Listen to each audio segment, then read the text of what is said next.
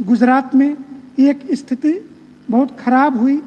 अखाड़ा परिषद ने भी उस पर आपत्ति की और कुछ संप्रदायों को जो कहने को तो सनातन हिंदू धर्म का कह के धर्म में घुसते हैं, परंतु बाद में खुद को खुदा घोषित करने में देर नहीं लगता है। वेद विरुद्ध, सनातन विरुद्ध आचरण किसी का भी होगा, हमारा कोई भी पदाधिकारी होगा तो उसे संत समिति से ही नहीं, सनातन हिंदू समाज से भी बहिष्कृत होना पड़ेगा।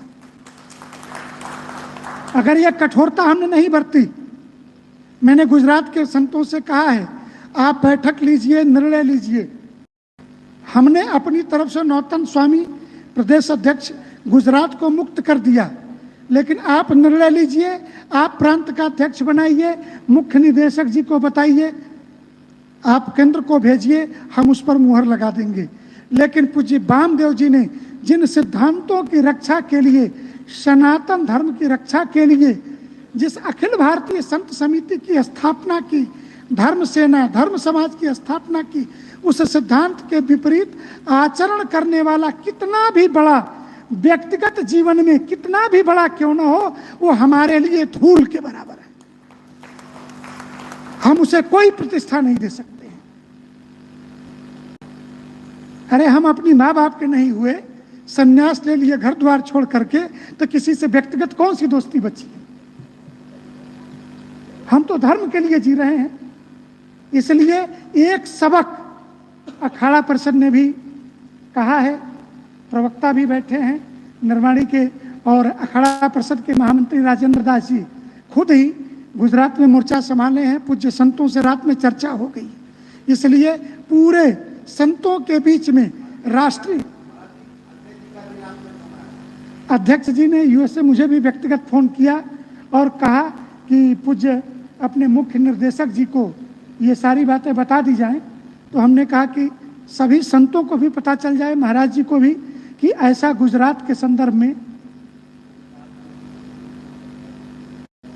वो हजारों संत 5 सितंबर को बैठक कर रहे हैं। गुजरात के प्रदेश महामंत्री जी आए हुए हैं बैठक में। उन्होंने गुजरात के संगठन मंत्री, महामंत्री, एक बार गुजरात के पूज्य संत दामोदर दास जी, गुजरात के जो भी संत हैं वो खड़े हो जाए। ये सब बीच में संगठन मंत्री हैं हमारे, और उधर महामंत्री रामचंद्र दास जी, महंत रामचंद्र दास जी और दामोदर दास जी, संयुक्त महामंत्री।